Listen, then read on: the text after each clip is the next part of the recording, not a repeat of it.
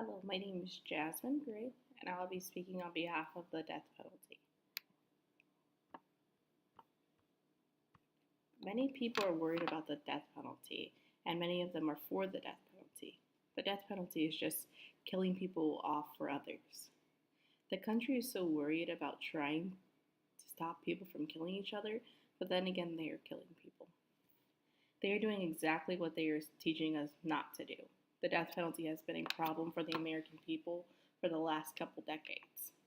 The death penalty has cost the American people millions of dollars.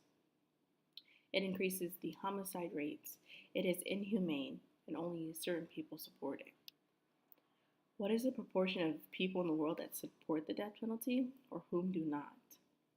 More than 48% of people prefer life in prison without parole for those who murder. The other 47% of people believe that people who murder should be sentenced to the death penalty. Then you must be wondering what happened to the other 5%. And those 5% of people don't care what happens to those individuals. Not only does keeping the people that commit the crimes alive cost money, but so does killing them off. It is shown that it's more expensive to execute the guilty individuals than to flood the prisons. The death penalty does not cost many people their lives, but it also costs the United States. With the United States being one of the highest countries, following that is Pakistan, consider that between 1980 and 2012, California spent $4 billion administering the death penalty cases while only actually executing only 13 individuals. According to a study produced by Loyola Marymount Law, Professor Paula Mitchell, $4 billion is approximately $307 million for one execution in California. The United States would save a ton of money if the death penalty was banished, and each state couldn't decide for themselves if they would go through the death penalty or not. Although the practice remains legal in 36 states and the District of Columbia, it is nevertheless stirring passionate and heated debates among both proponents and abolitionists. It is absurd that the death penalty is legal in more than half of the United States, and they spend that much money on the execution. Nonetheless, the amount of trials the individuals go through cost the state a significant amount of money. The more trials and more executions the state goes through, they will continue to put America in debt. In 2007, there were about 3,263 individuals on death row and waiting to be executed. There are a lot of murders per year. So what is America going to do? Are we going to keep sentencing those people to death and allowing the bill of executions to continue to go up? It is an obvious idiotic way to punish the individuals in the state's government, since the government is the only one that is going into debt. As the death penalty was enforced, there was a decrease in the number of murder cases. It is a complete correlation between the two. As the death penalty goes up, the other one decreases. Unlike the 2000, when the death penalty wasn't enforced, there are more murders than there were.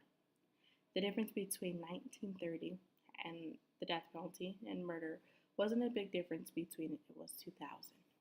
It was examined racial differences, its socioeconomic status, religion, religiosity, political ideology, positions and rights of life, and other social issues, fear of crime, victimism, experience. The death penalty is supposed to scare the individuals whom kill so they won't end up dead next. In this case, that isn't true. There seems to be an inverse relationship due to this. You would think that more executions would mean fewer murders, but that isn't the real case. But in reality, it's actually doubling the amount of deaths that are present. You may be wondering, how is it doubling the amount of deaths? And it is quite simple, because the person is going to kill another, and then the government is going to turn around and kill that killer. So in all, there's 2 deaths that time, which is unbelievable. Although there hasn't been a relationship between the amount of homicides and death penalty, there is shown to be a correlation between the two.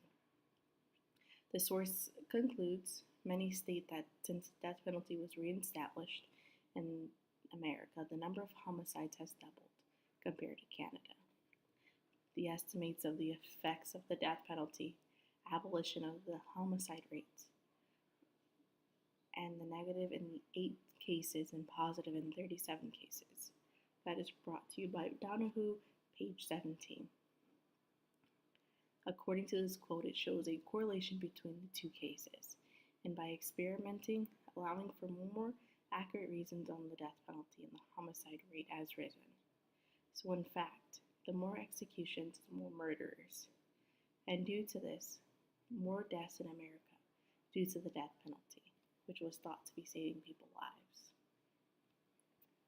What do the countries that don't believe in the death penalty think about it, America, and their choices to execute individuals? Well, other countries do think that killing people for murder, crime, is feasibly irresponsible, ineffective, anti-life, and governmental intrusion. The United States claim to be pro-life, but we are killing individuals. It is very ineffective because if it were effective, more people would be alive because of the death penalty. And it wouldn't cost America so much money in the long run. It is a federal government choice for the state's decision to the death penalty.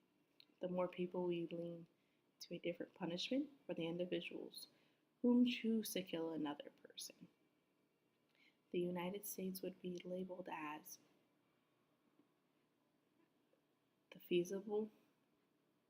physically irresponsible, ineffective, and anti-life.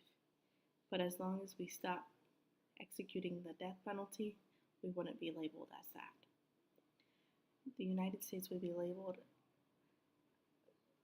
the government is pro-life, so why would we take another individual's life? There are so many places that the state think that it's illegal to remove a fetus from a woman's uterus. And technically that is a human being, and the United States decide that it is okay. In some areas to go ahead and have that abortion. And other places they do think it is insane because you are killing someone. And I believe that isn't right, because you are doing the same thing when you are executing the death penalty. There are certain groups that do approve of the death penalty.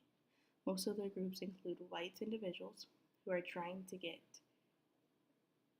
younger or older African American or Hispanics for the death penalty or killing another person.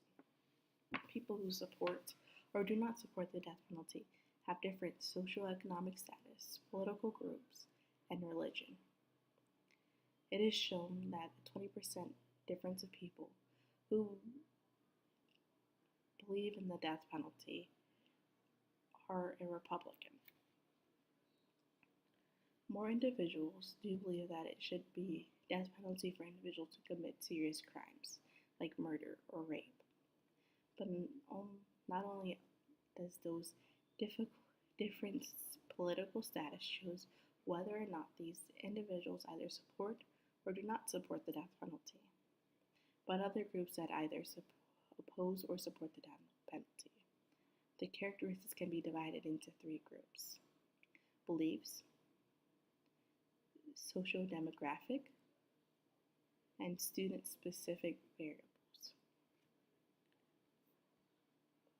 In conclusion, the death penalty keeps making it harder for individuals to make a decision on if they should continue executing people or if they should stop. Execution has been difficult for people in the different aspects. Most people are for it and others are not.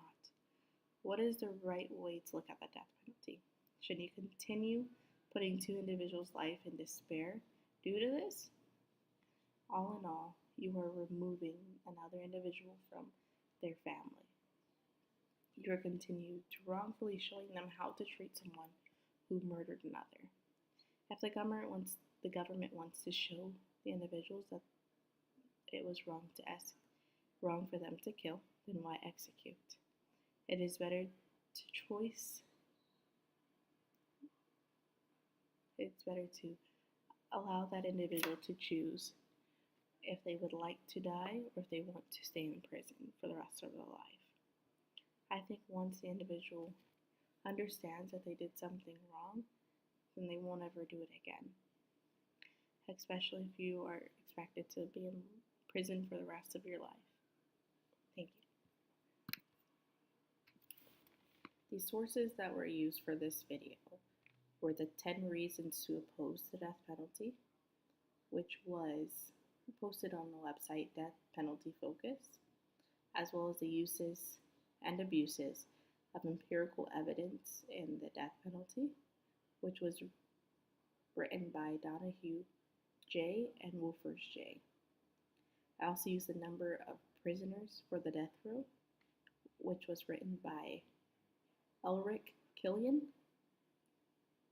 as well as using More Executions, Fewer Murders by Eric Killen, The Enduring Radical Divide in the Death Penalty Support by Cochran J.